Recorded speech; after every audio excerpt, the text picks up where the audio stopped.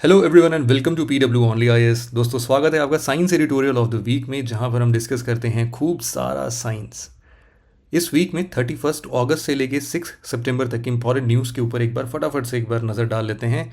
सबसे पहला स्क्रिट एक आर्टिकल है। एक्चुअल में एक ऑर्गेनाइजेशन है जापान की, राइकेन।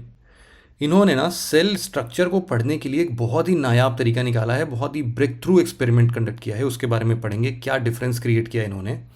स्टेम सेल थेरेपी हमेशा से न्यूज़ में रहा है, तो इससे रिलेटेड कुछ सुप्रीम कोर्ट के वर्डिक्ट हैं, और मून कैसे और ज़्यादा हैबिटेबल हो चुका है, और ये फाइंडिंग्स हैं हमारे चंद्रयान 3 के वजह से। तो इसके बारे में भी पढ़ेंगे। देखो, साइंस एंड टेक्नोलॉजी का एक मेजर पोर्शन जो है ना हमारे यूपीएससी प्रीलिम्स एग्ज़ाम में आता है। कितना आता है यहाँ पर आप देख सकते हो।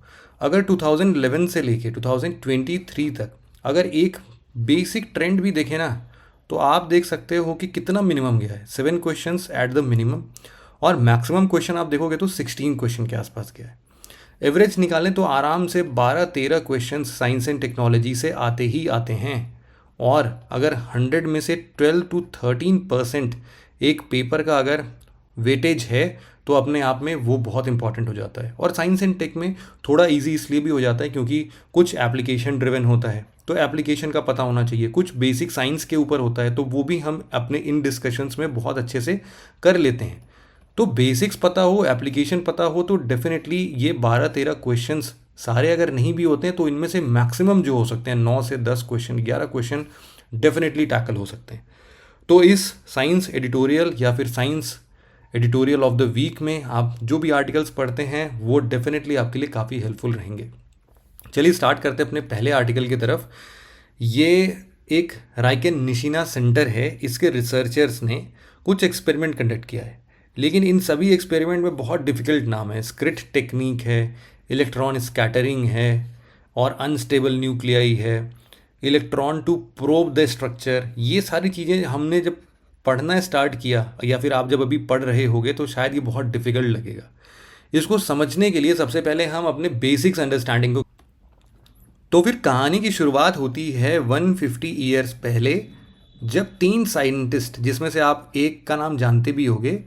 ये कौन कौन से थे? सबसे पहले आपने अर्नेस्ट रदरफोर्ड का नाम सुना है क्या? बिल्कुल सुना होगा, केमिस्ट्री वाले बुक में बहुत फेमसली इनको लिखा गया है कि इन्होंने एटम का न्यूक्लियर मॉडल दिया था, है ना? वो आपने सुना होगा या याद आ गया होगा कम से कम। अर्नेस्ट रदरफोर्ड के साथ 2 और साइंटिस्ट थे, ये उतने इंपॉर्टेंट नहीं है बट आप ऐसे ही जान लो। हंस गीगर नाम था एक का, और एक का नाम अर्नेस्ट ही था, लेकिन अर्नेस्ट के साथ ये मार्टसन लिखते थे। तो ये 2 इंपॉर्टेंट नहीं है। हाँ, रदरफोर्ड मॉडल ऑफ एटम ऐसा बोलते थे। तो एक्चुअल में ये एक्सपेरिमेंट था क्या, वो एक्सपेरिमेंट समझने के लिए एक बार एक वीडियो देख लेते हैं।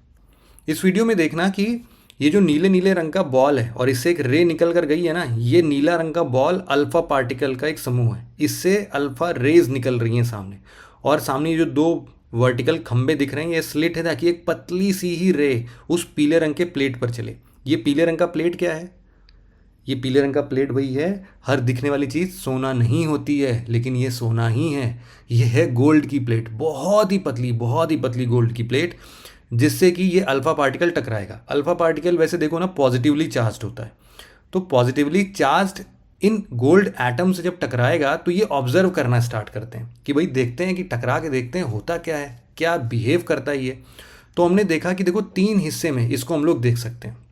पहला हिस्सा क्या, कि ये जब पहली बार इस गोल्ड प्लेट से टकराएगा तो या तो इसकी स्पीड इस तरीके से होगी कि ये सीधे सीधे चला जाएगा, है ना, बिल्कुल सीधे, या फिर कुछ स्कैटर होगा, और कुछ ऐसे होंगे जो कि रीबाउंड हो जाएंगे, मतलब जिस रास्ते आए थे उसी रास्ते कल्टी मार के वापस चले जाएंगे।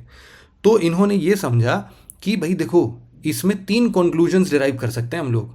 पहला कंक्लूजन ये है कि देखो, जब ये एटम से टकरा रहा है और ज़्यादातर हिस्सा जो है वो सीधे सीधे आर पार हो जा रहे हैं, मतलब एटम का मेजॉरिटी ऑफ द हिस्सा जो है वो खाली है, इतना कोई डेंस एटम नहीं होता है। कुछ पार्टिकल जो है वो टकरा के स्कैटर हो जा रहे हैं, मतलब कि बीच में ना इसके कहीं ना कहीं एक ऐसा पॉजिटिवली चार्ज्ड कुछ तो है, जो कि हमारे अल्फा पार्टिकल, जो कि अगेन वो भी पॉजिटिवली चार्ज है, इनको डिफ्लेक्ट कर दे रहा है, दूर भगा दे रहा है। उसके पास जैसे ही जा रहा है वो स्कैटर कर दे रहा है। और कुछ एक सेंटर में बहुत ही छोटे में एक ऐसा हिस्सा भी है जो रिबाउंड हो जा रहा है, मतलब वापस आ रहा है। वापस कितने आते हैं? वापस बहुत कम ही आते हैं। लगभग लगभग 12,000 अल्फा पार्टिकल्स जब बम्बार्ड किए जाते हैं तो उसमें से कोई एक वो रिटर्न होता है बस अपने पाथ पे। तो इस तरीके से ये 3 कंक्लूजन से उन्होंने निकाला कि भाई एटम होगा, एटम के सेंटर में कोई एक बहुत छोटा सा होगा हिस्सा, उसको उन्होंने न्यूक्लियस बुला दिया। इसके चारों ओर टहलने घूमने वाले कुछ ऐसे स्पेस में होंगे, ऐसा कुछ उन्होंने रदरफोर्ड ने रफली एक स्ट्रक्चर बना के न्यूक्लियर मॉडल ऑफ एटम बता दिया। ठीक है। फिर कहानी में 70 साल बाद, मतलब आज से 70 साल पहले, ऐसी बात कर लेते हैं, एक और साइंटिस्ट आए जो कि रदरफोर्ड के इस मॉडल को थोड़ा और डिटेल कर रहे थे। उनका नाम था रॉबर्ट। रॉबर्ट क्या थे? रॉबर्ट ने बोला कि भाई देखो, हम लोग क्या करते हैं, इन्होंने अल्फा पार्टिकल भेजा था, अब मैं क्या करूँगा, नेगेटिव पार्टिकल भेजता हूँ। तो मैं क्या फेंकूंगा उस एटम पर, उस फॉइल पर, मैं उस फॉइल पर फेंकूंगा इलेक्ट्रॉन को, फिर देखते हैं क्या होता है। तो जैसे ही इन्होंने इलेक्ट्रॉन का बम्बार्डमेंट किया, और थोड़ा इनके इलेक्ट्रॉन के बम्बार्डमेंट करने की स्पीड भी ज़्यादा हो गई। भाई 150 साल पहले उतनी स्पीड नहीं हासिल कर पा रहे होंगे, अब 70 साल पहले तक कर ले रहे थे। तो उन्होंने जब ये न्यूक्लियस पे बम्बार्डमेंट स्टार्ट किया ना, तो उन्होंने देखा कि भाई न्यूक्लियस का और डिटेल स्ट्रक्चर हमें इससे पता चल जा रहा है। कि ये भी उन्होंने पता कर लिया कि भाई न्यूक्लियस के अंदर जो भी मैग्नेटिक फील्ड्स हैं, जो भी चार्जेस हैं, वो सारी चीज़ें कैसे अलाइन हो रही हैं, कैसे काम कर रही हैं, ये भी इन्होंने पता कर लिया। तो एक लगा कि यार ये भी बहुत बड़ी चीज़ इन्होंने हासिल कर ली। लेकिन एक बात देखो, यहाँ पर ये ध्यान देने वाली है कि ये रॉबर्ट भाई साहब जो है ना, ये सिर्फ और सिर्फ एक स्टेबल न्यूक्लियस की ही पढ़ाई कर पाए थे। क्योंकि उस टाइम पर सोचो, अनस्टेबल न्यूक्लियस, जैसे कि रेडियो एक्टिविटी में हम लोग देखते हैं, इधर उधर दाएं बाएं ऊपर नीचे आगे पीछे सब भागे जा रहा है, तो न्यूक्लियस पकड़ेंगे नहीं जब तक, तो उस पर एक्सपेरिमेंट कैसे करेंगे, उस पर किसी को टकरा के ऑब्जर्व कैसे करेंगे। तो इसीलिए आज जाके, मतलब अब इस लास्ट महीने एक आर्टिकल पब्लिश हुआ था, उसमें बताया गया कि भाई जापान की ये जो कंपनी है राइकेन, इन्होंने एक ऐसा डिवाइस बनाया है जिसका नाम है स्क्रिट। इसका फुल फॉर्म भी है, वो भी देख लेंगे। ये स्क्रिट के पास ये कैपेसिटी आ गई कि भाई हम लोग अनस्टेबल न्यूक्लियस को भी होल्ड करके रख सकते हैं। 3 डायमेंशन से उसको ऐसा होल्ड करेंगे कि वो स्टेबल हो जाए, मतलब एक ही जगह रुक जाएगा, लेकिन वो रहेगा अनस्टेबल फॉर्मेट में ही। अनस्टेबल न्यूक्लियस को होल्ड कर लेंगे एक जगह पर, और फिर उस पर ये लोग इलेक्ट्रॉन्स का बम्बार्डमेंट करेंगे और भयानक स्पीड से बम्बार्डमेंट करेंगे। तो इससे इन्होंने बहुत डिटेल्ड स्ट्रक्चर में पढ़ना स्टार्ट किया। अभी तक हम लोग कभी भी अनस्टेबल एटम्स को रोक के पढ़ ही नहीं पा रहे थे, समझ में नहीं आता रोके कैसे। तो समझ लीजिए सबसे बड़ी उपलब्धि क्या मिली है, ये स्क्रिट डिवाइस बनाने का। अब समझ में आया। तो इन्होंने किया क्या है, मैं बता देता हूँ। देखो इन्होंने क्या किया है, यूरेनियम कार्बाइड लिया बड़ा सा, है ना, और उस पर तेज़ी से, वो पार्टिकल एक्सेलरेटर नहीं होता, उससे समझ लो स्पीडली बिल्कुल इलेक्ट्रॉन का बम्बार्डमेंट कराया इस यूरेनियम कार्बाइड पर, जब तक इसके पूरे प्राण बाहर नहीं निकल गए। प्राण बाहर निकलने का मतलब क्या है, इसका प्राण कहाँ है, एक्चुअल में क्या हुआ, कैल्शियम 137, इसका आयन निकलना स्टार्ट हो गया। और ये जो 137 का आयन था ना, इसका मतलब क्या है कि इसमें इलेक्ट्रॉन वगैरह नहीं है। तो ये एक तरीके से एटम ही, मतलब ये एटम की जगह पर न्यूक्लियस ही रहा, कैल्शियम 137 का न्यूक्लियस है। अब ये कैल्शियम 137 का न्यूक्लियस को इन्होंने स्क्रिट के माध्यम से पकड़ लिया एक जगह, और उस पर फिर इलेक्ट्रॉन का बम्बार्डमेंट वापस से कराया। तो इसके वजह से इनको और डिटेल स्टडी मिली। खुशी की बात यह है कि जो भी स्टडी हम लोग अभी तक थ्योरेटिकली पढ़ते आ रहे थे, जिस स्ट्रक्चर को हम लोग अभी तक अच्छे से समझते आ रहे थे, वो ही चीज़ अब इन्होंने प्रैक्टिकली एक्सपेरिमेंट करके प्रूव कर दिया है कि अब ये चीज़ें सही हो गई। तो इन सब एक्सपेरिमेंट से किया क्या इन्होंने, देखो इन्होंने मैग्नेटिक स्पेक्ट्रोमीटर का यूज़ किया। मैग्नेटिक स्पेक्ट्रोमीटर से रीडिंग वगैरह निकाली, तो एक नई उपलब्धि हमारे पास आई कि अभी तक जो हम लोग लाइट माइक्रोस्कोप से देखते थे ना, सिर्फ लाइट माइक्रोस्कोप, मतलब जो बहुत डिटेल में चीज़ों को देख सकता है, मतलब कि ये माइक्रोमीटर को भी देख सकता था, लेकिन अब इन्होंने एक तरीके से फेम्टोस्कोप बना दिया है। फेम्टोस्कोप माइक्रोस्कोप का बड़ा भाई है ना। बड़ा भाई होने का क्या मतलब है कि ये और छोटी चीज़ों को देख सकता है, मतलब 10⁻⁻15 मीटर तक की चीज़ों को देख सकता है। ये तो 10⁻⁻6 मीटर ही होगा सिर्फ। तो इसीलिए फेम्टोस्कोप अब और डिटेल में पढ़ाई कर पाएगा, केवल और केवल इसलिए क्योंकि हमने स्क्रिप्ट बना दिया। तो देखो इन सब से अब होगा क्या, अब पढ़ो इसको, अब सब चीज़ समझ में आएगा कि देखो एक राइकेन निशिना सेंटर ने एक्सेलरेटेड बेस्ड साइंस का इस्तेमाल करते हुए इलेक्ट्रॉन स्कैटरिंग के जरिए एक अनस्टेबल न्यूक्लियाई के अंदर स्क्रिट टेक्निक का इस्तेमाल करते हुए एक एक्सपेरिमेंट कंडक्ट किया, और इसमें इलेक्ट्रॉन को उस स्ट्रक्चर में भिड़ाते हुए उस मैटर और मतलब स्ट्रक्चर ऑफ मैटर को और डिटेल में पढ़ाई की। अब समझ में आया ना सब कुछ, तो आसान है। तो अब इसका मेजर मेजर क्या हमने पढ़ा था भाई, शुरुआत में बात किया एप्लीकेशन बहुत इंपॉर्टेंट है।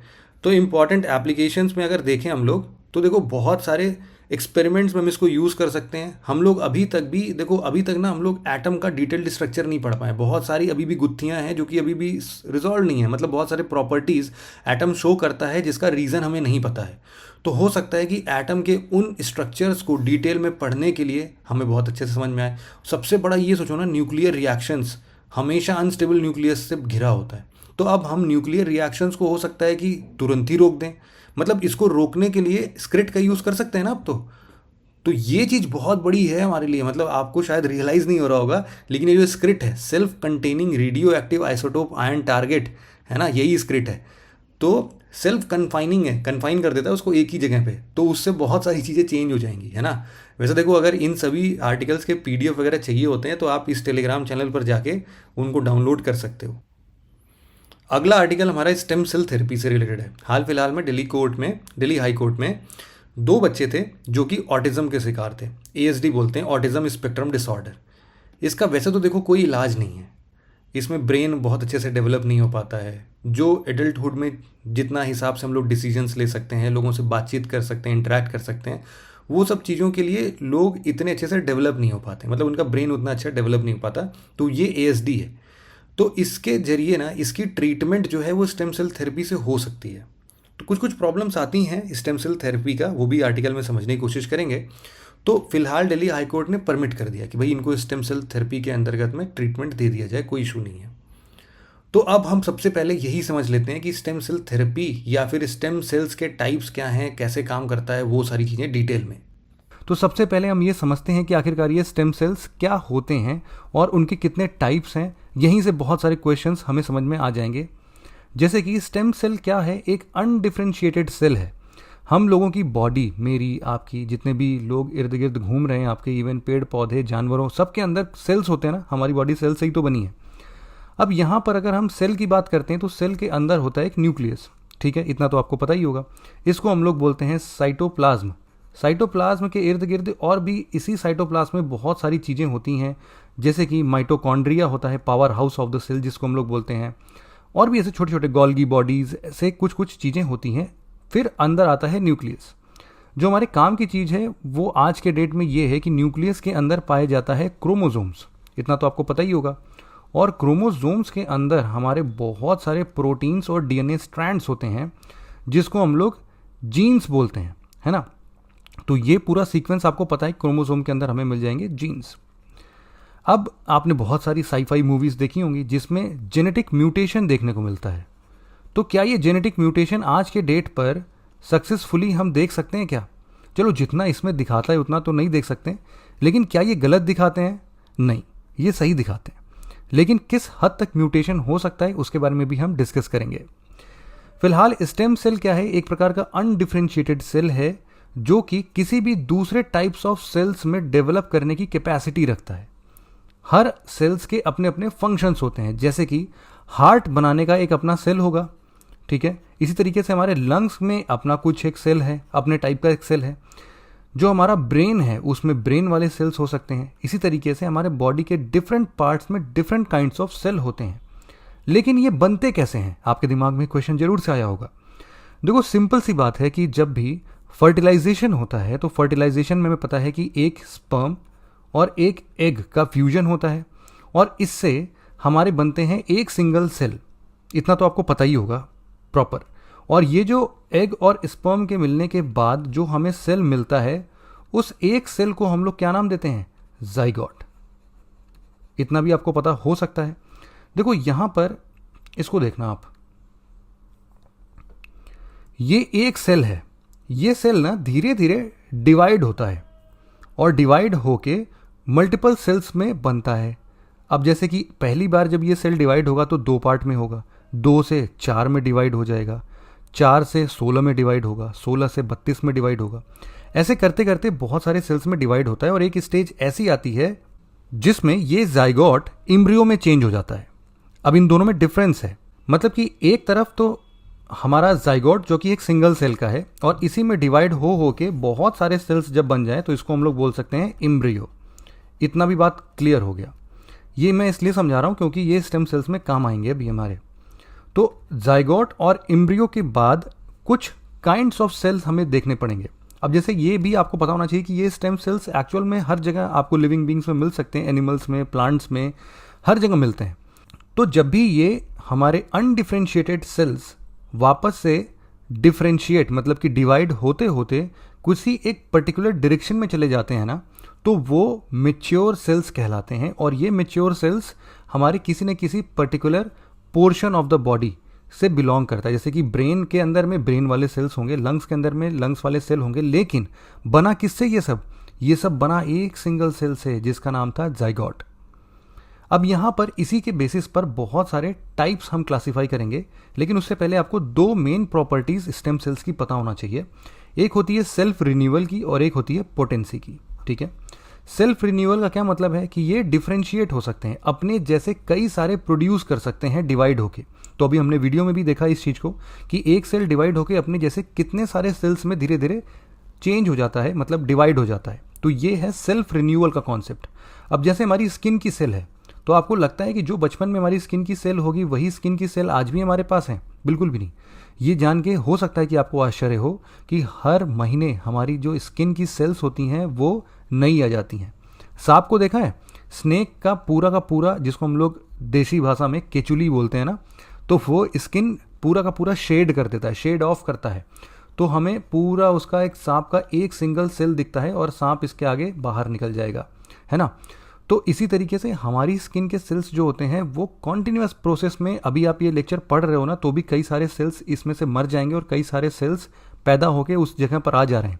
तो ये सेल्फ रिन्यूअल के कॉन्सेप्ट में आता है। इसी तरीके से एक कॉन्सेप्ट है, एक फंक्शन है, एक प्रॉपर्टी है पोटेंसी। पोटेंसी एक ऐसी कैपेसिटी है जिसके अंदर ये जो मैच्योर सेल्स कई जगह पर डिफ्रेंशिएट होकर अलग अलग फंक्शन दिखाते हैं, है ना। तो ये जब स्टेम सेल्स एक स्टेज होगा जिसमें ये टोटीपोटेंट कहलाएंगे, कुछ एक स्टेज होगा जिसमें ये प्लूरीपोटेंट कहलाएंगे। तो क्वेश्चन इससे बहुत ज़्यादा बनते हैं कि टोटीपोटेंट सेल कब बनेगा। टोटीपोटेंट सेल एक्चुअल में जाइगोटिक सेल से बनता है और प्लूरीपोटेंट स्टेम सेल्स किससे बनेंगे? एम्ब्रियोनिक सेल से बनते हैं। अब इसका मतलब क्या है? सुनने में तो बहुत टफ लग रहा है, बट कोई बात नहीं, इसको आसान बनाने की कोशिश करते हैं। देखो, सबसे पहले हम समझते हैं कि टोटीपोटेंट स्टेम सेल क्या होता है। इसको मैं एक बार लिख भी देता हूं जिससे कि आपको कोई कंफ्यूजन ना हो। टोटीपोटेंट स्टेम सेल एक्चुअल में किसी भी चीज़ में रीजनरेट हो सकता है, इसके पास अथाह कैपेसिटी है।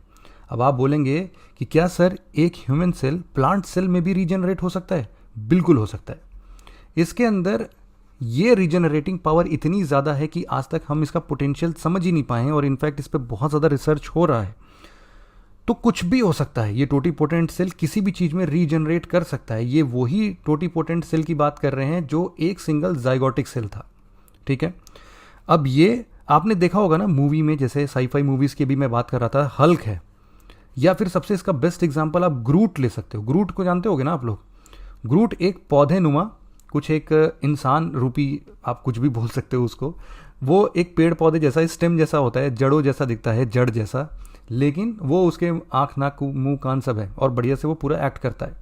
तो ये जो ग्रूट का कैरेक्टर है, क्या वो एक्चुअल में पॉसिबल हो सकता है? देखो, पॉसिबल होने को तो हो सकता है, साइंस इसके पीछे है और इसके लिए टोटीपोटेंट सेल जो कि ह्यूमन का सेल हो उसको रीजनरेट कराना पड़ेगा प्लांट के सेल में। तो ऐसी चीज़ें पॉसिबल हैं। क्या वुल्वरीन पॉसिबल है? क्या बिल्कुल पॉसिबल है। जो एक आपने एक्समैन मूवी में देखा होगा, जो फेस शिफ्टर है, मतलब किसी भी चेहरे में अपने आप को ढाल लेती है, तो क्या वो पॉसिबल है? वो भी पॉसिबल है। टोटीपोटेंट सेल से कुछ भी पॉसिबल है। तो पॉसिबिलिटीज़ अथाह हैं इसकी, इतनी है कि हम खुद भी नहीं समझ सकते। तो टोटीपोटेंट सेल क्या होगा? एक ऐसा स्टेम सेल जो कि किसी भी लिविंग बीइंग में कन्वर्ट हो सकता है, रीजनरेट हो सकता है, regenerate into anything, that will be known as totipotent stem cell. इसी का एक जुड़वा भाई है, उसका नाम है प्लूरीपोटेंट स्टेम सेल। अब ये प्लूरीपोटेंट स्टेम सेल क्या होता है? ये भी किसी में रीजनरेट हो सकता है? बिल्कुल भी नहीं। इसके सर्टेन लिमिटेशन है। जो इसकी पोटेंसी है, इसकी पोटेंसी अनलिमिटेड है, इसकी पोटेंसी थोड़ी लिमिटेड है। थोड़ी लिमिटेड कितनी लिमिटेड है? देखो, जब भी ये जाइगोट डिवाइड हो के एम्ब्रियो में कन्वर्ट हो जाता है, या फिर हम इसको ब्लास्टोसिस्ट फेज बोलते हैं। ब्लास्टोसिस्ट, जिसको नहीं पता होगा, बस ऐसे नाम हैं, आपको पता होने चाहिए एक्चुअल में, कि कभी सुनो तो एकदम से ना लगे कि ये क्या है, कुछ भी नहीं समझ में आ रहा है। ब्लास्टोसिस्ट फेज में इम्ब्रियो डेवलप हो गया हमारा। अब इम्ब्रियो में बहुत सारे सेल्स हो गए इस तरीके से, तो अब ये बहुत सारे सेल्स के पास रीजनरेट इनटू एनीथिंग वाली कैपेसिटी नहीं है। इसके अंदर कुछ लिमिटेड पोटेंसी है। कैसी पोटेंसी है कि ये डिफरेंट ऑर्गन्स में कन्वर्ट हो सकता है। एक प्लूरीपोटेंट सेल ब्रेन वाले सेल्स में भी डेवलप हो सकता है, एक प्लूरीपोटेंट सेल लंग्स वाले सेल में भी डेवलप हो सकता है, और हमारे स्टमक के सेल्स में डेवलप हो सकता है, हार्ट के सेल्स में डेवलप हो सकता है, इंटेस्टाइन के सेल्स में डेवलप हो सकता है। तो प्लूरीपोटेंट सेल के अंदर ये कैपेसिटी है कि वो डिफरेंट डिफरेंट ऑर्गन्स में रीजनरेट हो सकता है। Totipotent cell they can regenerate into anything, लेकिन प्लूरीपोटेंट सेल क्या है, they can regenerate into some different organs. ठीक है, अब इसके बाद एक और पोटेंसी आती है जिसको हम लोग बोलते हैं मल्टीपोटेंट सेल। ठीक है, मल्टीपोटेंट क्या होता है, क्या इसमें किसी भी ऑर्गन्स में डेवलप करने की पोटेंसी है? नहीं, इसकी पोटेंसी लिमिटेड है। जैसे कि मल्टीपोटेंट सेल को हम लोग एक और नाम देते हैं, इसका नाम है सोमैटिक सेल। सोमैटिक मतलब जानते हो क्या होता है? सोमैटिक जब भी कहीं पर वर्ड देखोगे तो इसका मतलब होता है बॉडीली सेल। बॉडीली सेल में क्या आ सकता है? स्किन सेल्स आएगा क्या? बिल्कुल आएगा। तो एक स्किन सेल क्या है? एक स्किन सेल कुछ नहीं है बल्कि एक मल्टीपोटेंट सेल है। एक स्किन सेल मल्टीपोटेंट सेल है जो कि स्किन सेल्स में ही रीजनरेट हो सकता है। तो क्या लंग्स का सेल भी मल्टीपोटेंट सेल है? बिल्कुल, लंग्स का सेल भी मल्टीपोटेंट सेल है, क्योंकि ये लंग्स वाले सेल में रीजनरेट हो सकता है। इसी तरीके से हार्ट का जो अभी डेवलप्ड, फुल्ली डेवलप्ड हार्ट है, उनका सेल जो भी होगा वो सब मल्टीपोटेंट सेल होगा, क्योंकि अब इनके पास वो कैपेसिटी नहीं है कि ये किसी भी ऑर्गन में डेवलप हो सके। हार्ट का सेल जो होगा वो स्टोमक के सेल में नहीं रीजनरेट कर पाएगा। स्किन का सेल जो है वो हार्ट के सेल में रीजनरेट नहीं कर पाएगा। ये इसकी पोटेंसी की लिमिटेशंस हैं। तो 3 टाइप ऑफ स्टेम सेल्स आपको समझ में आ गया, टोटीपोटेंट, प्लूरीपोटेंट और मल्टीपोटेंट। अब एक और है जिसको हम लोग अभी आज के नए साइंटिस्ट ने क्या किया है, एक नया कॉन्सेप्ट लेके आए हैं जिसका नाम है इंड्यूस्ड प्लूरीपोटेंट सेल। अब इंड्यूस्ड प्लूरीपोटेंट सेल क्या है? ये एक ऐसा बायोटेक्नोलॉजी को यूज़ करते हुए एक ऐसा इन्होंने मैकेनिज्म इजाद कर लिया है जिससे कि मल्टीपोटेंट सेल को हम लोग वापस से, जैसे कि समय में पीछे जाके किसी ने इसको प्लूरीपोटेंट सेल में कन्वर्ट कर दिया हो, वो मल्टीपोटेंट सेल को इंड्यूस्ड प्लूरीपोटेंट सेल हम कहते हैं। मतलब कि इसमें कुछ बायोटेक्नोलॉजी का इस्तेमाल करके, वो ऐसी टेक्नोलॉजी जो कि मेरे और आपके परे से बाहर है, मतलब हमारे समझ में नहीं आने वाला है और हमारी यूपीएससी के डिमांड में भी नहीं है। आपको इतना समझना है कि इंड्यूस्ड प्लूरीपोटेंट सेल ऐसा मल्टीपोटेंट सेल है जिसको वापस से प्लूरीपोटेंट सेल में चेंज कर दिया गया है, कन्वर्ट कर दिया गया है। अब ऐसा पॉसिबिलिटी हो सकता है कि हम आज के ज़माने में अपने ही स्किन का सेल निकालें, उसको हम लोग इंड्यूस करके वापस से प्लूरीपोटेंट में कन्वर्ट करें और फिर उससे ब्रेन बना लें, हार्ट बना लें। तो सुनने में तो बड़ा फैंसी लगता है। तो क्या ये अभी पॉसिबल है ऐसा करना? नहीं, अभी पॉसिबल नहीं है ऐसा करना, क्योंकि टेक्नोलॉजी इतनी भी एडवांस नहीं हुई है। लेकिन क्या ये ऐसा होना पॉसिबल है? बिल्कुल, फ्यूचर में ऐसी टेक्नोलॉजी आ सकती है जिससे कि हम ऐसे सेल्स को डेफिनेटली डेवलप कर सकते हैं। तो ये बात आपको ध्यान में रखनी है। 3 टाइप्स के बारे में हमने बहुत अच्छे से डिस्कस किया। एट द सेम टाइम हमने जाइगोटिक सेल, एम्ब्रियोनिक सेल और हमने नॉर्मल अपने सोमैटिक सेल की बात की, जो कि अलग अलग स्टेजेस ऑफ स्टेम सेल्स को रिप्रेजेंट करते हैं। तो मुझे जहाँ तक लगता है कि आपको ये चीज़ें समझ में आ चुकी होंगी। तो जिसको भी कन्फ्यूजन होगा ना, वो इन सब चीज़ों को आराम से अभी PDF में आपको मिलेगा, पढ़ लेना, कोई दिक्कत नहीं है। स्टेम सेल्स सोर्स कहाँ से होते हैं, तो ये भी हमने देख लिया कि स्टेम सेल्स कहीं से भी निकल सकते हैं, कुछ भी हो सकता है। स्टेम सेल्स अम्बिलिकल कॉर्ड से भी बन सकता है, एमनियोटिक फ्लूइड से भी बन सकता है, प्लासेंटा के अंदर से भी बन सकता है, ब्लास्टोसिस्ट जो हमने बताया था, ब्लास्टोफेज हमने जिक्र किया था इसका, तो ये एक ऐसा फेज है, वहाँ से भी डेवलप हो सकता है। और हेमेटोपोइटिक स्टेम सेल होते हैं। हेमेटोपोइटिक सेल स्टेम सेल जो होते हैं वो ब्लड सेल्स को रीजनरेट करते हैं। ये हमें मिलते हैं अपने हड्डियों के अंदर, बोन मैरो में, ठीक है। तो इनको बोलते हैं hematopoietic stem cells. Stem cell banking का भी एक कॉन्सेप्ट है जिसमें आजकल के मेडिसिनल एक्सपर्ट्स स्टेम सेल्स को कलेक्ट करने की बात करते हैं। अब ये क्या है और इसके पीछे क्या दुविधाएं हमारे मन में है, उनके बारे में भी हम पढ़ेंगे। स्टेम सेल्स यूज़ कैसे आते हैं? देखो, स्टेम सेल थेरेपी होती है, ठीक है। स्टेम सेल थेरेपी का क्या मतलब है? मान लो कि आज एक बच्चा पैदा होता है, उसका नाम है फैंटम, ठीक है। अब ये जो फैंटम है आगे चल के जब ये बड़ा होता है 20 साल की उम्र में पहुंचता है तो इसको समझ में आता है वो इसका लीवर फेल हो रहा है, अब लीवर जवाब दे रहा है, लीवर ट्रांसप्लांट की बात आ जा रही है, तो अब अपना लीवर इसको कौन देगा, बड़ी समस्या है। लेकिन अगर फैंटम जब पैदा हुआ था आज ही डॉक्टर ने इसका एक स्टेम सेल निकाल के रख लिया होगा, मान लो जाइगोटिक सेल तो नहीं रख सकते हैं लेकिन डेफिनेटली एम्ब्रियोनिक सेल तो रख सकते हैं, तो एम्ब्रियोनिक सेल इसका एक अगर रख लिया डॉक्टर्स ने आज और उसको स्टोर करके रख लिया, तो ऐसी टेक्नोलॉजी अभी है कि हम इसको स्टोर कर सकते हैं, ऐसा कोई इशू नहीं है। तो आगे चल के जब 20 साल बाद कभी फैंटम को लीवर ट्रांसप्लांट की ज़रूरत होगी तो फैंटम उसी डॉक्टर के पास जाएगा, बोलेगा भैया आप हमें एम्ब्रियोनिक सेल हमारा जो रखा था उससे अब हमें एक लीवर डेवलप करके दे दो, मुझे ट्रांसप्लांट कराना है। तो अब ये सुविधाएं पॉसिबल हो सकेंगी, इसको हम लोग बोलेंगे स्टेम सेल थेरेपी। अब इसी तरीके से बहुत बार लोग बोन मैरो ट्रांसप्लांटेशन कराते हैं अपना, तो वहाँ पर भी स्टेम सेल थेरेपी या यूज़ हो जाएगी। सिमिलरली ल्यूकेमिया जैसी चीज़ें हैं, कंडीशन है, वहाँ पर भी हो जाएगा। अभी हमने देखा चाइना में कोविड पेशेंट्स को भी इसी से ट्रीट किया गया है। इवन H7N9 एवियन फ्लू जो है वहाँ पे न्यू ड्रग्स की एफिकेसी टेस्ट करने के लिए कितना सेफ है वो भी टेस्ट करने के लिए काम आ सकता है। तो ये सब चीज़ें स्टेम सेल्स की एप्लीकेशन में आएंगा और यूजुअली जो कॉन्सेप्ट हमारा यूपीएससी क्वेश्चन पूछता है वो इनके बेसिक्स और इनके एप्लीकेशन का मिक्सचर पूछता है, वो भी अभी हम देखेंगे कौन कौन से क्वेश्चन आए हैं। स्टेम सेल्स को यूज़ करने का कंसर्न क्या है? देखो कंसर्न यही है कि हम लोग इतनी सारी चीज़ें जो यूज़ कर रहे हैं, टेक्नोलॉजी डेवलप कर रहे हैं, इसका फ्यूचर में क्या रोल होगा। ये जो फैंटम 20 साल बाद अपने एम्ब्रियोनिक सेल से डेवलप करके इस स्टेम सेल से लीवर ट्रांसप्लांट करा तो लेगा, लेकिन ये लीवर कितना फंक्शन करेगा इसके बारे में अभी हमें जानकारी ही नहीं है। सिमिलरली पहले का जो एक कॉन्सेप्ट है डोनर और रिसिपिएंट का, हो सकता है कि आगे चल के इसका पूरा बिजनेस चलने लगे। जब ये बिजनेस चलने लगेगा तो इस पर डोमेस्टिक रेगुलेशन कौन करेगा, कॉमर्शलाइजेशन हो जाएगा इसका ना, फिर तो कौन किसको डोनेट कर रहा है या फिर अपने लिए डॉक्टर्स कितना ज़्यादा एम्ब्रियोनिक सेल को रख रहे हैं वो बहुत इशू आ जाएगा। और यहाँ पर तो दिक्कत ये भी है कि कॉमर्शलाइजेशन में कहीं ना कहीं जाइगोटिक सेल का भी यूज़ होने लगेगा। जाइगोटिक सेल तो भैया टोटी पोटेंट है, टोटी पोटेंट मतलब कुछ भी करा लो उससे। अब टोटी पोटेंट सेल को अभी तक स्टोर करना लीगल नहीं है, क्यों? क्योंकि एथिकल नहीं है। क्योंकि आप जाइगोटिक सेल को रखते हो ना तो बहुत सारे लोग समझते हैं कि अगर जाइगोट बन गया मतलब कि जो फीमेल है उसने कंसीव कर लिया है, मतलब फर्टिलाइजेशन सक्सेसफुल रहा है, तो उसके अंदर एक ह्यूमन बीइंग डेवलप हो चुका है। उस ह्यूमन बीइंग को हम मार नहीं सकते हैं। जाइगोटिक सेल को रखने का मतलब क्या है कि हमने उस ह्यूमन बीइंग को डेवलप ही नहीं होने दिया, कभी भविष्य में यूज़ होगा। तो यहाँ पर एथिकल कंसर्न्स भी आ जाते हैं। इवन ये जो IVF क्लिनिक्स होते हैं ना, इन विट्रो फर्टिलाइजेशन वाले क्लिनिक्स, इनके अंदर भी कोई रेगुलेशन का इतना सादा दिखेगा नहीं, स्टेम सेल्स कहीं से भी कोई भी एक्सट्रैक्ट कर लेगा, तो कोई रेगुलेशन ही नहीं है ना इसके लिए। तो इसीलिए स्टेम सेल्स के बारे में बहुत ज़्यादा कंसर्न है। अब वे फॉरवर्ड क्या हो सकता है? देखो सिंपल सी बात है, जो परेशानियां हैं उसको हम अगर रिजॉल्व कर दें तो उनका वे फॉरवर्ड बन जाएगा। तो जितने भी ऐसे साइंटिस्ट हैं रेगुलेटरी फ्रेमवर्क एक डिफाइन कर दें, जो भी डॉक्टर्स क्लिनिकल ट्रायल्स चल रहे हैं या फिर रिसर्च चल रहा है, उन सब के लिए एक रेगुलेटरी फ्रेमवर्क डेवलप करने की बात है, जो कि सेंटर ऐसे रूल्स नियम कानून बना दे जो कि सबके ऊपर लागू हो।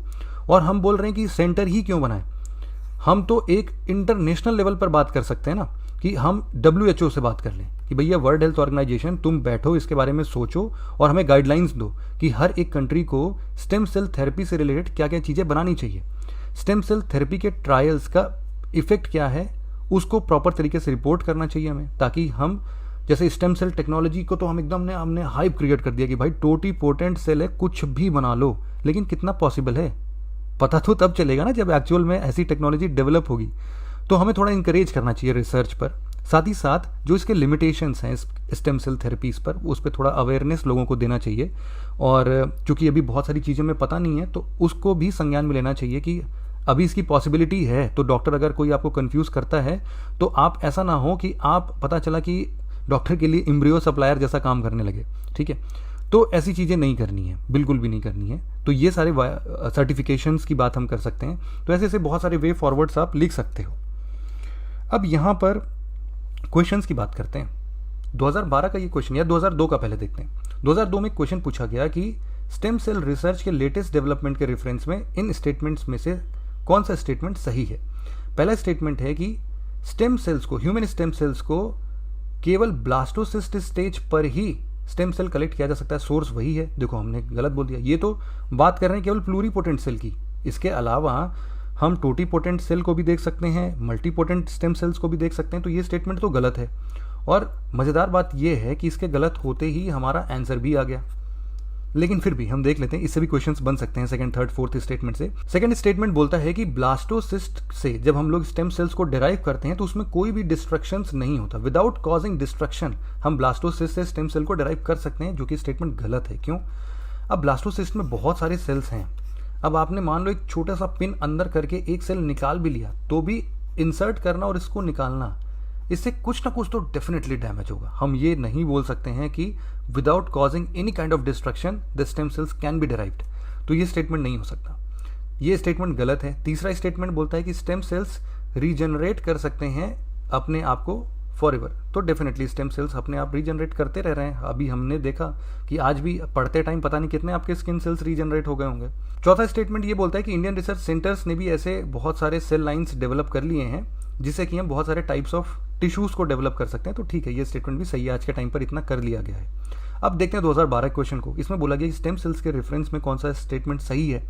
स्टेम सेल्स केवल और केवल मैमल से डिराइव हो सकते हैं, तो हमने पढ़ा नहीं भैया, कुछ भी प्लांट से भी कर सकते हो आप, तो गलत हो गया। पहला स्टेटमेंट गलत होते ही दो स्टेटमेंट हमारे बचते हैं, जिसमें से तीसरा स्टेटमेंट डेफिनेटली सही है। क्या बोलता है? Stem cells can be used for medical therapies. अब इससे आसान तो ना ही देता, बढ़िया, इससे अच्छा डेफिनेटली सही है भाई। अब ये कौन गलत कहेगा? तीसरा स्टेटमेंट सही है। दूसरे स्टेटमेंट पर पूरा दारोमदार गिर जाता है अब कि stem cells can be used for screening new drugs. देखो बिल्कुल, अभी हमने देखा ना कि नए ड्रग्स की सेफ्टी कितनी है उन सबको देखने के लिए। तो ऐसा हो सकता है कि कुछ टिश्यू डेवलप कर लिया हो साइंटिस्ट ने, अब उस टिश्यू का किसी ड्रग्स के ऊपर क्या इफेक्ट पड़ता है तो उसको वो चीज़ देख सकते हैं। जैसे मान लो किसी ने कुछ लंग्स के टिश्यूज़ डेवलप किए, लंग्स का कोई मेडिसिन बनाया, उसके ऊपर ये एक्सपेरिमेंट करके देख लेंगे कि लंग्स के टिश्यूज़ को कोई हार्म तो नहीं पहुंचा रहा है। पूरा लंग्स डेवलप नहीं कर सकते, लेकिन लंग्स का टिश्यू तो डेवलप कर ही सकते हैं ना। तो ऐसे ऐसे ड्रग थेरेपीज़ में उनकी स्क्रीनिंग के लिए यूज़ होता है। तो डेफिनेटली 2 और 3 is the correct answer. Finally बढ़ते हैं हम अपने 2020 वाले क्वेश्चन पर। इसमें बोला गया है कि बताओ कौन सा सही है। इनका कहना है पहले स्टेटमेंट में कि जेनेटिक चेंजेस हम लोग वैसे सेल्स में भी इंट्रोड्यूस कर सकते हैं जो कि एग और स्पर्म्स को प्रोड्यूस करते हैं प्रोस्पेक्टिव पेरेंट में। तो डेफिनेटली यार इतना तो कर ही सकते हैं फॉर श्योर। म्यूटेशन इसी का तो पूरा नाम है। A person's genome can be edited before birth at early embryonic stage. बिल्कुल कर सकते हैं। एम्ब्रियोनिक स्टेज में जितने भी हमारे सेल्स होंगे उनको हम लोग जीनोम्स चेंज कर सकते हैं, डेफिनेटली कर सकते हैं। तीसरा है कि human induced pluripotent stem cells can be injected into embryo of A pig. तो हमने बोला कि देखो इंड्यूस्ड प्लूरीपोटेंट स्टेम सेल्स है तो उसको हम लोग किसी भी जानवरों के एम्ब्रियो में पुट कर सकते हैं, ऐसा हमारे पास क्षमता है। तो डेफिनेटली ये स्टेटमेंट भी सही है। 1, 2, 3 इज द करेक्ट आंसर। वैसे भी यूं ही ऐसा एक डिस्कशन में पढ़ रहा था, उसमें ये लिखा था कि साइंस एंड टेक का बेस्ट सोर्स क्या है, तो उसका किसी ने रिप्लाई दिया था डी ऑप्शन। तो ऐसा अब यूपीएससी थोड़ा सा मतलब ट्रेंड बना रहा है कि यूपीएससी में एक्चुअल में क्या होता है, एप्लीकेशन तो यार किसी भी चीज़ का कुछ भी हो सकता है। तो जब कुछ भी हो सकता है तो पता ही नहीं है ना, एग्जामिनर को कैसे पता होगा कि नहीं इस पर्टिकुलर टेक्नोलॉजी का ये एप्लीकेशन नहीं हो सकता। तो ये पता करना बहुत मुश्किल है। तो जहाँ पर भी एप्लीकेशन की बात आती है तो वहाँ पर अथाह पॉसिबिलिटीज़ होती हैं और उसमें लगभग हर एक चीज़ डेवलप हो ही जाती है। तो 1, 2, 3 या फिर ऑल ऑफ द अबव जो है वो यूजुअली डी ऑप्शन होता है। तो इसके लिए भी डी ऑप्शन आप लेके चल सकते हो जब आप फंस जाओ तो, बट ये कोई यूनिवर्सल रूल नहीं है, ये ध्यान रखना। तो देखो इस आर्टिकल के अनुसार भी अगर एप्लीकेशन वगैरह की बात करें तो हम लोग अपने हार्ट मसल, कार्टिलेज या नर्व सेल्स को जो भी डैमेज हो रहा है उसको रिप्लेस करने के लिए, रिपेयर करने के लिए ऐसे रीजेनरेटिव मेडिसिन जैसे कि स्टेम सेल थेरेपी का यूज़ कर सकते हैं। कोई भी क्रॉनिक डिसीजेज है, कैंसर है, अल्जाइमर डिसीज़ है, पार्किंसंस डिसीज़ है, इन सब को भी आराम से स्टेम सेल्स के थ्रू ट्रीट किया जा सकता है। कुछ इम्यून डिसऑर्डर्स हैं उनको भी हम, जैसा मैंने कैंसर का नाम लिया ही था कि ऑटो इम्यून डिसीजेज या कैंसर हैं, उन लोग को भी ट्रीट कर सकते हैं। सिमिलरली ऑर्थोपेडिक इंजरीज को भी ट्रीट कर सकते हैं और साथ ही साथ स्टेम सेल्स का यूज़ करके कुछ कॉस्मेटिक प्रोसीजर्स या जैसे कि फेशियल रेजुविनेशन, इन सब में भी कारगर बना सकते हैं। हमारा अगला article sparse plasma on moon से रिलेटेड है और साथ ही साथ हम ये भी देखना चाह रहे थे कि क्या लूनर लाइफ पॉसिबल हो पा रहा है क्या। तो देखो अभी हाल फिलहाल में जब चंद्रयान 3 मून के सरफेस पर लैंड हुआ तो इनके अंदर जो अलग अलग पेलोड्स लगाए गए थे विक्रम लैंडर और प्रज्ञान रोवर पर, इन दोनों लोगों ने अपने एक प्राइमरी लेवल की स्टडी अभी हम लोग से शेयर की है। हम लोग से नहीं, मतलब इसरो से शेयर की और इसरो ने हम लोगों से शेयर किया है। ठीक है, भावनाओं को समझना चाहिए हमेशा। तो ये जो है एक्सपेरिमेंट, इसमें बहुत सारी चीज़ें लगाई गई थी, जैसे कि एक रंभा एलपी लगाया गया था। रंभा एलपी का फुल फॉर्म है radio anatomy of moon bound hyper sensitive ionosphere and atmosphere. इन्होंने क्या किया, प्लाज्मा सर्च किया, मतलब कि कुछ ऐसे आयंस मौजूद हैं और बहुत ही मतलब स्कैटर्ड फॉर्म में, बहुत ही हल्के हल्के से हैं, वही इन्होंने बताया। फिर उन्होंने ये भी बताया कि भाई देखो, एक जो ये स्पार्स है, मतलब स्पार्स मतलब कि स्कैटर्ड है, मतलब थोड़ा दूर दूर है। इसके अलावा हम लोग को यहाँ पर एक्सरे स्पेक्ट्रोस्कोप, APXS था, अल्फा पार्टिकल एक्सरे स्पेक्ट्रोस्कोप, इन्होंने बताया कि सल्फर का भी मौजूदगी इसमें देखा जा सकता है। सल्फर के साथ साथ एक पेलोड था LIBS, laser induced breakdown spectroscopy, इन्होंने भी सल्फर के प्रेजेंस पर पुष्टि की है। और साथ ही साथ देखो, सिर्फ सल्फर की बात नहीं है, यहाँ पर बहुत सारी चीज़ें मिली हैं, जैसे कि aluminium, calcium, iron, chromium, tin, manganese, silicon और सबसे इम्पॉर्टेंट, सबसे सबसे ज़्यादा इम्पॉर्टेंट ऑक्सीजन। अब आप सोचोगे अरे ऑक्सीजन मिल गया वहाँ पे, फिर तो रह सकते हैं। नहीं, ऑक्सीजन अपने ओरिजिनल फॉर्म में नहीं मिला है, एल्मेनाइट फॉर्म है इसका, उस फॉर्म में ऑक्सीजन मिला है। मतलब ये है कि अगर वहाँ पर रहना भी हुआ ना, तो उस ऐसा कुछ सोचा जा रहा है अभी कि यार इल्मेनाइट में ऑक्सीजन है, तो वहाँ से ऑक्सीजन मैन्युफैक्चर कर सकते हैं, मतलब अपनी ऑक्सीजन नीड्स को फुलफिल कर सकते हैं, ऐसा कुछ है। फिर यहाँ पर सिस्मिक एक्टिविटी को ट्रेस करने के लिए एक इल्सा भेजा गया था, तो उसने भी ग्राउंड वाइब्रेशंस वगैरह ट्रैक किए और नेचुरली था, ऐसा कुछ बहुत डिफरेंट नहीं उसमें मिला। एक चेस्ट गया था, चंद्रा सरफेस थर्मोफिजिकल एक्सपेरिमेंट। उन्होंने क्या किया कि ये रोवर ये लैंडर था, इसके अंदर से एक डिवाइस निकला और मून की सतह पर इसने ड्रिल करना स्टार्ट किया। ड्रिल करके थोड़े नीचे गया और नीचे जाके इसको एकदम आश्चर्यचकित हो गया कि भाई ऊपर का टेम्परेचर तो तुम्हारा ठीक ठाक सा है, मतलब हमने सोचा था कि कितना होगा कुछ 30-40 डिग्री सेल्सियस, लेकिन सूरज की रोशनी के प्रेजेंस में आराम से 70 डिग्री सेल्सियस तक का भी टेम्परेचर यहाँ पर मिल रहा था। लेकिन जैसे ही हम लोग इसके थोड़े अंदर गए, कितना अंदर, लगभग 8 से 10 सेंटीमीटर भी अंदर गए, उतने में ही टेम्परेचर ड्रास्टिकली रिड्यूस हो गया, नेगेटिव में चला गया टेम्परेचर। तो इससे ये समझ में आया कि मून के ऊपर ठंड से बचने के लिए हम लोग के पास ऑलरेडी इंसुलेटिंग मटेरियल तो है ही है, जो चंद्रमा को ऑलरेडी इसके सतह को नेगेटिव टेम्परेचर से इतने अच्छे टेम्परेचर तक पहुंचा दे रहा है। तो इसलिए टेंशन लेने की ज़रूरत नहीं है, इंसुलेशन की ज़रूरत नहीं पड़ेगी और इंसुलेशन का सामान वहीं चंद्रमा पर ही मिल जाएगा। तो इसीलिए अब जितना हम लोग सोच रहे थे ना कि मून थोड़ा सा पता नहीं ब्रीदेबल ऑक्सीजन मिलेगा कि नहीं, जो भी मिनरल्स रिक्वायर्ड हैं वो मिलेगा कि नहीं, टॉप सॉइल कितना अच्छा इंसुलेटर है, वो सारी चीज़ों की पुष्टि चंद्रयान 3 ने कर दी है बखूबी। तो आज के डिस्कशन में बस इतना ही था। आशा करता हूँ कि इंटरेस्टिंग टॉपिक्स के साथ आपको बहुत सारे इंसाइट्स मिले होंगे। तो आज के लिए इतना ही था। Thank you very much for listening it very patiently friends. Have a nice day.